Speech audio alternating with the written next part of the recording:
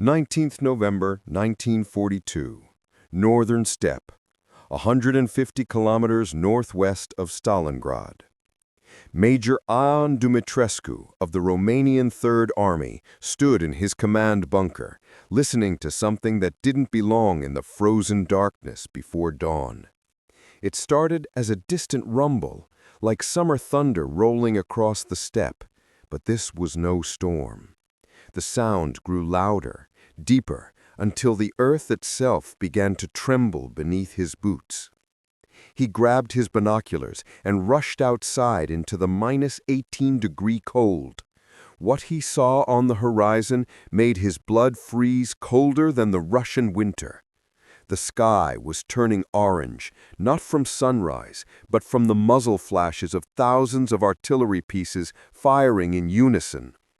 For 80 minutes, the world became fire and thunder. Soviet shells screamed overhead in waves, obliterating Romanian defensive positions, command posts, communication trenches. Men who had been sleeping moments ago simply ceased to exist, vaporized by direct hits or buried alive in collapsing bunkers. Through his binoculars, Dumitrescu watched his entire defensive line disappear into clouds of smoke, earth, and flame. Then, through the smoke, he saw them, hundreds of T-34 tanks emerging like steel ghosts from the snow, their engines roaring, their cannons firing, advancing in a seemingly endless tide. Behind them came wave after wave of Soviet infantry, tens of thousands of men with fixed bayonets, shouting "Ura!" and charging toward what remained of his defenses. Dumitrescu reached for his radio to call for German reinforcements, but the line was dead. Everything was dead. The trap was closing, and the German Sixth Army, trapped in Stalingrad, had no idea they were about to be surrounded. Before we begin, don't forget to subscribe for more untold stories from the Second World War. Where are you watching from, and what would you have done facing the massive Soviet counteroffensive that changed the course of World War II? To understand how the Soviet counterattack at Stalingrad crushed Hitler's ambitions, we must first understand how desperately close Germany came to victory in that frozen city. By mid-November 1942, General Friedrich Paulus's Sixth Army, over 270,000 battle-hardened Wehrmacht soldiers, had pushed Soviet defenders into a narrow strip of ruins along the Volga River, sometimes no more than a few hundred meters wide. German soldiers could literally see the river. They could watch Soviet supply boats making their desperate crossings under fire. Victory seemed tantalizingly, impossibly close. Just one more assault, one more push, and Stalingrad would fall. The city that bore Stalin's name had become an inferno of close-quarters combat unlike anything the Wehrmacht had experienced. For 3 months, German and Soviet forces had fought building by building, room by room, staircase by staircase. Places like Pavlov's house, the grain elevator, and the Red October factory had become legendary killing grounds, where battles for single structures lasted weeks and consumed thousands of lives. The Luftwaffe had reduced Stalingrad to skeletal ruins, but those ruins became a defender's paradise where German advantages in armor and air power meant little. General Vasily Chuikov, commanding the Soviet 62nd Army defending Stalingrad, had implemented a brutal but effective strategy: hug the Germans. Soviet soldiers stayed so close to enemy positions that German artillery and bombers couldn't fire without hitting their own men. Every pile of rubble became a fortress. Every basement became a bunker. The fighting was savage, personal, and absolutely merciless. Both sides were exhausted, depleted, bleeding from thousands of cuts. But while German commanders remained fixated on the street fighting in Stalingrad's ruins, blind to everything except the immediate tactical situation, Soviet strategic planners were preparing something unprecedented. A counteroffensive so massive, so audacious that it would trap an entire German army and mark the beginning of the end for Hitler's ambitions in the East. The architect of this plan was General Georgy Zhukov, the man who had saved Moscow the previous winter and was now Stalin's most trusted military commander. Zhukov studied maps and intelligence reports from his headquarters hundreds of kilometers from Stalingrad and saw what the Germans, obsessed with their street-by-street advance, had completely missed: vulnerability. The Sixth Army's flanks, stretching for hundreds of kilometers north and south of Stalingrad, were held not by elite German troops, but by Romanian, Hungarian, and Italian Allied armies. These forces were less experienced, poorly equipped, and increasingly demoralized. Their defensive positions were thinly spread. Their anti-tank weapons were obsolete. Many soldiers questioned why they were fighting Russia at all. Zhukov proposed Operation Uranus, a massive double envelopment that would smash through these weak flanks simultaneously from north and south, then link up behind Stalingrad, encircling the entire German army in a steel trap. It was an enormously ambitious plan, requiring over 1 million Soviet soldiers, 13,500 artillery pieces, 900 tanks, and 1,400 aircraft, all assembled in secret and launched in perfect coordination across hundreds of kilometers of front. Stalin approved the operation on 13th November, setting the start date for 19th November in the north and 20th November in the south. The countdown to Germany's greatest defeat had begun. The scale of deception required for Operation Uranus was staggering. Over 1 million Soviet troops had to be moved into position without German intelligence detecting the buildup. The Soviets employed maskirovka, military deception, on an unprecedented scale. All troop movements happened exclusively at night, with units traveling without lights and under strict radio silence. Tank engines were muffled. Artillery was camouflaged under netting and fake vegetation. Dummy tank formations were created north of Moscow to suggest a completely different offensive axis, drawing German attention away from Stalingrad. Partisans sabotaged German reconnaissance flights and attacked communication lines. Soviet officers used every trick imaginable to maintain secrecy. Infantry units marched for kilometers through freezing cold, forbidden from lighting fires that might reveal their positions. Tank crews were not told their actual objectives until hours before the attack. Even frontline commanders received only portions of the overall plan. False radio traffic suggested Soviet forces were preparing defensive positions, not massing for attack. Meanwhile, German intelligence failed catastrophically. Luftwaffe reconnaissance flights were limited by weather and fuel shortages. German commanders, confident that the Soviets were too weak and disorganized to launch major operations, dismissed reports of Soviet buildup as exaggerations. They believed the Red Army was barely holding on in Stalingrad itself. How could they possibly be preparing a massive counteroffensive? This fatal underestimation would cost Germany an entire army. By 18th November, everything was in position. Soviet artillery batteries, thousands of them, were dug in and loaded. Tank units were fueled and ready. Infantry divisions had moved into their jump-off positions. The temperature had dropped to minus 18 degrees Celsius. Snow fell steadily across the frozen steppe. In the early morning hours of 19th November, Soviet commanders synchronized their watches and waited for the order to commence the largest coordinated offensive the Eastern Front had yet seen. At exactly 7:20 a.m. on 19th November 1942, hell erupted. Over 3,500 Soviet artillery pieces and Katyusha rocket launchers opened fires simultaneously along an 80-kilometer front northwest of Stalingrad. The sound was indescribable. a rolling, continuous thunder that could be heard 50 kilometers away. The ground shook violently. German and Romanian soldiers in their positions thought the world was ending. For 80 minutes, the barrage continued without pause, methodically destroying everything in its path. Romanian defensive positions, trenches, and bunkers were pulverized. Communication lines were severed. Command posts were obliterated. Artillery positions were counter-batteried and destroyed.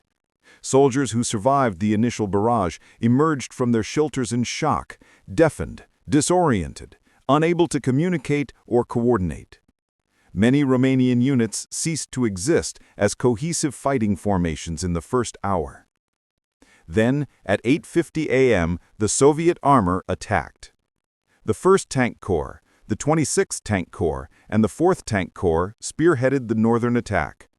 They crashed through Romanian positions at speeds approaching 40 kilometers per hour, bypassing strongpoints, cutting communication lines, driving deep into the German rear. Romanian soldiers who stood and fought were overwhelmed. Many others fled or surrendered immediately. The anti-tank guns they possessed, mostly outdated 37mm pieces from World War I, were useless.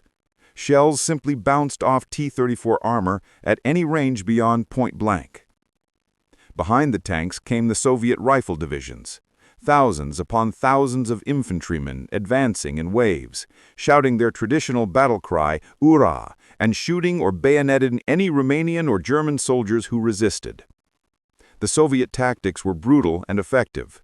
Isolate strong points, bypass them if possible, destroy them if necessary, but always keep moving forward, always maintain momentum, always drive toward the objective. German reserves attempted to respond, but they were too few, too scattered, and too slow. Panzer divisions that should have been able to maneuver rapidly found themselves critically short of fuel. The Wehrmacht had prioritized fuel deliveries for units fighting inside Stalingrad itself. Some Panzer III and IV tanks literally ran out of fuel trying to reach the breakthrough points. Their crews had to abandon them where they stood, leaving dozens of operational tanks sitting immobile on the steppe like useless sculptures. The 22nd Panzer Division, one of the few German armored units in the area, attempted a counterattack on the afternoon of 19th November. They collided with Soviet tank forces in a confused engagement, fought in snow and fog. The Germans were outnumbered and outmaneuvered. Within hours, the 22nd Panzer Division had lost half its tanks and was withdrawing in disorder. The northern pincer continued its relentless advance southwest toward the Don River and beyond. One German officer who witnessed the collapse later wrote, "It was like watching a dam break. One moment our Romanian allies held the line. The next moment there was no line, just thousands of Soviet tanks and infantry pouring through a gap that widened with every passing hour. We threw everything we had at them, but it was like trying to stop the ocean with sandbags." The next day, 20th November, the nightmare repeated in the south. South of Stalingrad, the 51st Army and 57th Army launched their own massive assault, this time against the Romanian 4th Army and the south flank of the German 6th Army. The pattern was identical, a devastating artillery barrage that pulverized defensive positions, followed by waves of T-34 and KV-1 tanks supported by infantry. The Romanian 4th Army, like its counterpart in the north, was simply not equipped to stop modern armored warfare. Their soldiers were brave enough, but bravery couldn't compensate for obsolete weapons and inadequate training. Soviet tanks broke through their lines within hours. Romanian units disintegrated. Some retreated in good order, others panicked and fled. Many simply surrendered, seeing no point in dying for a German war of conquest. German commanders finally began to understand the magnitude of the disaster. This wasn't a local counterattack or a spoiling attack. This was a massive, coordinated offensive designed to encircle the 6th Army. Frantic messages were sent to Wehrmacht High Command requesting permission for Paulus to withdraw the 6th Army from Stalingrad while there was still time, while an escape route still existed. But Adolf Hitler, sitting in his headquarters thousands of kilometers away in East Prussia, refused to consider retreat. He had publicly announced that Stalingrad would fall. German newsreels had shown confident soldiers raising swastika flags over captured buildings. Propaganda Minister Goebbels had declared Stalingrad a great victory in progress. To retreat now would be to admit failure, to show weakness, to undermine the entire Nazi narrative of German invincibility. On 22 November, Hitler sent a direct order to Paulus. The Sixth Army will stand fast. It will not withdraw one step from the Volga. The Luftwaffe will supply the army by air until relief forces arrive. It was a death sentence disguised as an order. That same day, 23 November, the two Soviet pincers met near the town of Kalach on the Don River, 40 kilometers west of Stalingrad. Tank crews from the northern and southern forces embraced each other in the snow, celebrating the successful link-up. Radio operators transmitted coded messages to Moscow. The ring is closed. The enemy is trapped. The encirclement was complete. The entire 6th German Army, over 290,000 soldiers, along with remnants of Romanian divisions, Croatian auxiliaries, and various support units, were trapped in a pocket roughly 50 kilometers wide and 30 kilometers deep. They were cut off from supplies, from reinforcements, from any hope of immediate relief. And winter was just beginning. Inside the pocket, the initial German reaction was confusion rather than panic.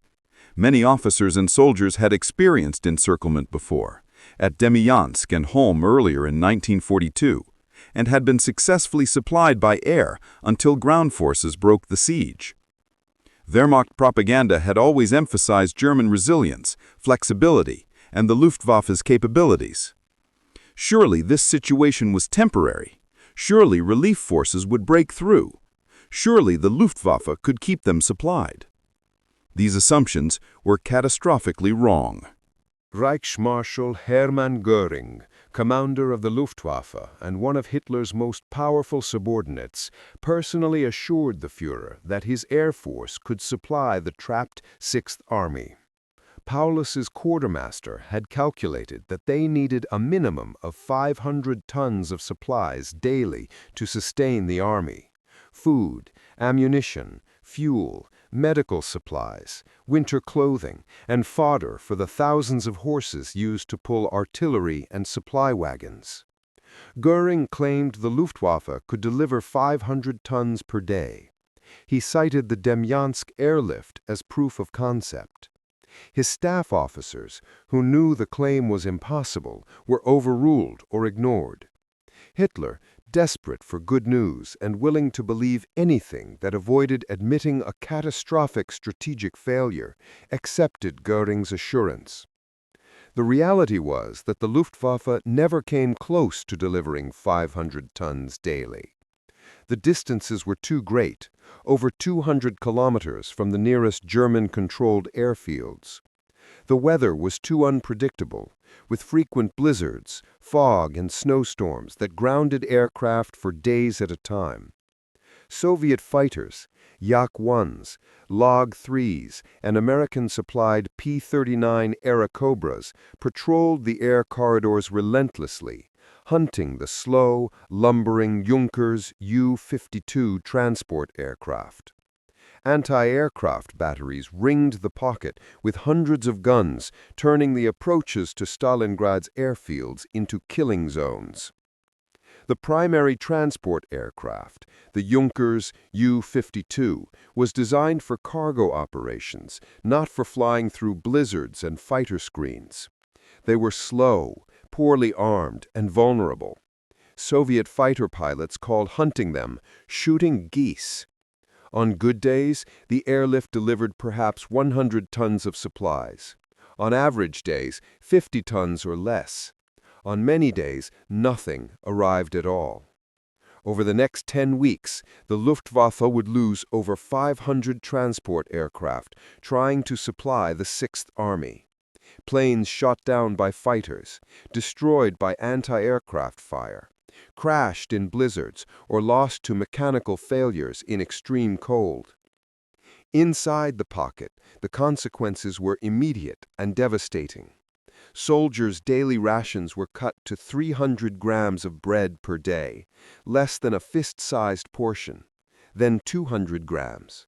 By late December, 100 grams, a slice smaller than a playing card. Meat disappeared entirely. Vegetables became a distant memory. Coffee was replaced by roasted acorns. The Sixth Army's 30,000 horses were systematically slaughtered for food. Soldiers ate horsemeat stew, then horsemeat without cooking when fuel ran out. When the horses were gone, they boiled leather belts, chewed frozen grass, scraped frost from walls to drink water. Starvation ravaged the army. Men who had been strong, healthy soldiers just weeks earlier became skeletal. Their eyes sank into their skulls. Their skin turned gray. They moved slowly, mechanically, conserving every calorie.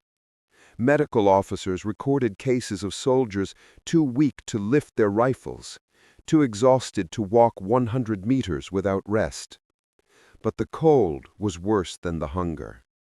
December brought temperatures that plunged to minus 30 degrees Celsius, then minus 35, then minus 40 on the worst nights. German soldiers were still wearing standard wool uniforms designed for Central European weather, not Siberian winter. They had no proper winter coats, no insulated boots, no cold weather gear. The Wehrmacht had sent them to fight a summer campaign that was supposed to end before winter arrived. Frostbite became epidemic. Toes and fingers turned black with necrosis. Ears and noses fell off. Men wrapped their feet in newspaper and rags, but nothing helped. Field hospitals overflowed with frostbite casualties. Surgeons performed amputations by candlelight, without anesthesia, sawing through frozen tissue while patients screamed or died from shock. Those who survived the amputations often died from infection days later. One Wehrmacht doctor wrote in his journal, "We are not treating soldiers anymore. We are watching them die slowly, one piece at a time. First their toes, then their feet, then gangrene spreads and kills them. I have no medicine, no bandages, no anesthesia. All I can do is watch and wait for death to be merciful." Fuel was so scarce that vehicles sat frozen and abandoned. Tanks became shelters for their crews. Artillery couldn't be moved or fired. Soldiers burned furniture, then structural timbers, then anything flammable. When wood ran out, they tried burning frozen corpses soaked in precious fuel. The psychological toll was immeasurable. Men watched their friends die slowly from starvation and cold. Soviet loudspeakers broadcast propaganda in German, promising food and warmth for those who surrendered.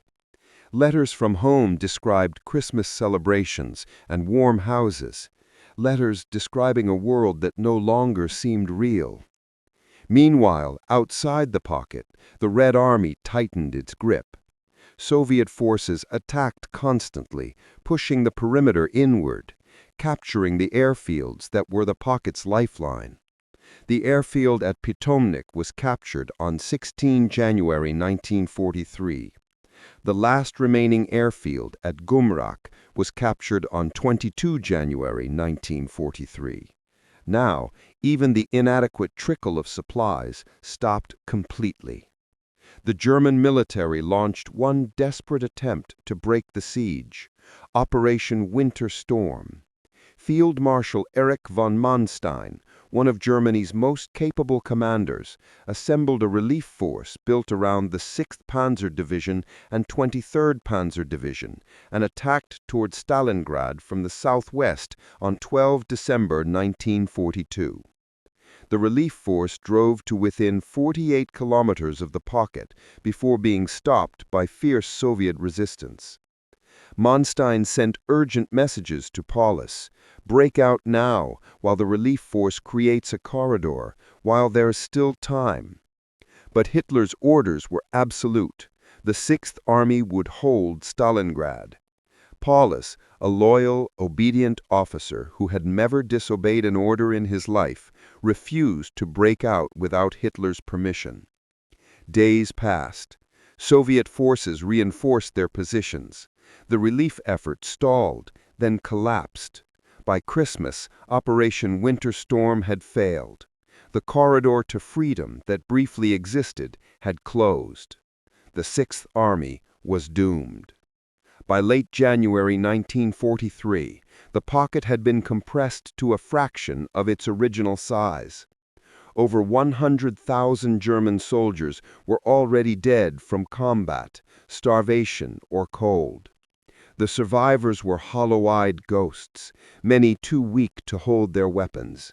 Soviet forces attacked constantly, using massive artillery barrages, followed by tank infantry assaults that German defenders, starving and freezing, could barely resist. On 30th January 1943, Hitler promoted Paulus to field marshal in a radio message, a calculated move since no German field marshal had ever surrendered. The implication was clear. Paulus was expected to fight to death or commit suicide. But Paulus, surrounded by dying men in a basement headquarters, facing the reality of total defeat, made a different choice. On 31st January 1943, Field Marshal Friedrich Paulus surrendered the southern portion of the pocket to Soviet forces. On 2nd February, the northern pocket also surrendered. The Battle of Stalingrad was over. The Sixth Army, one of Nazi Germany's elite formations, had been completely destroyed. Of the 290,000 Germans encircled in November, approximately 91,000 survived to surrender. They were skeletal, disease-ridden, frost-bitten wrecks of men. Most weighed less than 50 kilograms. Many could barely walk. Soviet POW camps, themselves struggling with limited resources, became death camps. Over the following months and years, approximately 85,000 of these prisoners died from typhus, dysentery, malnutrition, and untreated injuries. Only about 6,000 German soldiers who entered the Stalingrad pocket ever saw Germany again. The Soviet victory came at an enormous cost.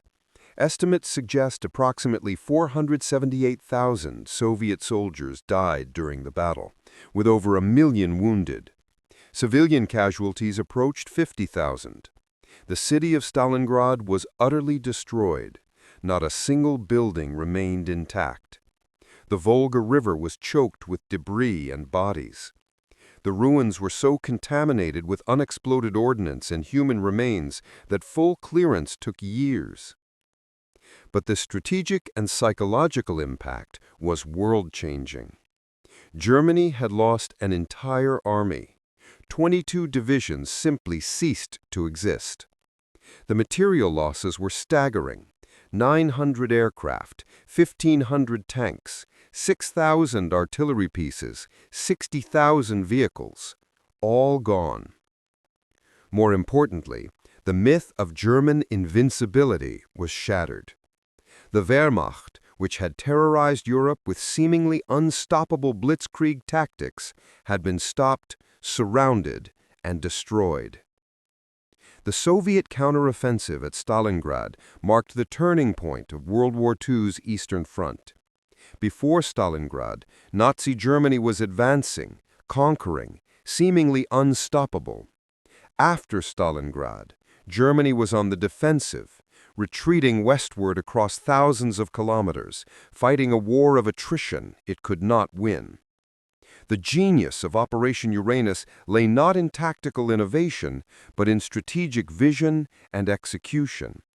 Zhukov and the Soviet High Command had recognized German overextension, identified the weak points in their defensive line, and assembled overwhelming force to exploit those vulnerabilities. They had maintained operational security despite moving over 1 million men and thousands of vehicles. They had coordinated attacks across hundreds of kilometers of front with precision timing. They had turned German tactical success in Stalingrad into strategic catastrophe. Hitler's refusal to authorize retreat proved catastrophic. His insistence that the Sixth Army hold Stalingrad, regardless of circumstances, transformed a dangerous situation into total disaster. A competent commander would have ordered Paulus to break out when the encirclement first formed, accepting the loss of equipment, but saving the trained manpower. Instead, Hitler's hubris and Göring's false promises condemned an entire army to death. The Battle of Stalingrad demonstrated that the Soviet Union could not only resist German aggression, but could plan and execute sophisticated offensive operations. Soviet industry, relocated beyond the Urals, was producing tanks and artillery faster than Germany could replace losses. Soviet commanders had learned from early defeats and developed effective combined arms tactics. Most importantly, the Soviet people showed they would endure unimaginable suffering to defend their homeland. For Germany, Stalingrad was the beginning of the end. The loss of the Sixth Army created a manpower crisis that could never be fully addressed. The subsequent Soviet offensives would drive German forces back across Ukraine, Belarus, Poland, and eventually into Germany itself. Every major battle after Stalingrad saw German forces retreating, trading space for time, unable to regain the initiative. Today, 80 years after the battle, Stalingrad has been rebuilt as Volgograd.